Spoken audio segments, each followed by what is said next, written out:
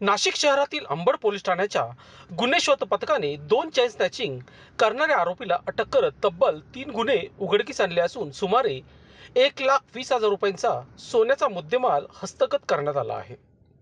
Nashik police आयुक्त Sandeep Karnik, police उपायुक्त परिमंडल 2 किशोर काळे तसेच सहाय्यक पोलीस आयुक्त सचिन बारी यांच्या मार्गदर्शनाखाली ही कारवाई करण्यात आली आहे।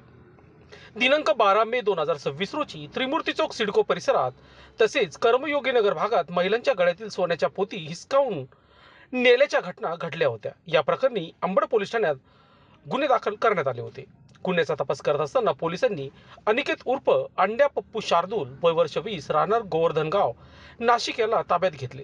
चौकशीत त्याने गुन्ह्याची कबुली दिली असून त्याच्या साथीदारासह अंबड परिसरात आणखी चेन स्नॅचिंग केल्याचे गंभीर समोर आले आहे। या कारवाईत अंबड पोलिसांनी एकूण 3 गुन्हे उघड करत 8 ग्रॅम वजनाचे सोन्याचे दागिने जप्त केले आहेत। आरोपी विरुद्ध नाशिक शहरातील विविध पोलीस ठाण्यांमध्ये यापूर्वी गंभीर गुन्हे दाखल असल्याची माहिती पोलिसांनी दिली। ही कारवाई वरिष्ठ पोलीस निरीक्षक जगवेंद्र सिंग राजपूत यांच्या मार्गदर्शनाखाली गुन्हे शोध पथकाचे अधिकारी कर्मचाऱ्यांनी केली असून पुढील तपास पोलीस उपनिरीक्षक विलास पडळकर करत आहे। लोकशास्त्र न्यूजसाठी बंटी आढाव, अंबड। लोकांनी लोकांसाठी उचललेले अस्त्र म्हणजेच लोकशास्त्र न्यूज।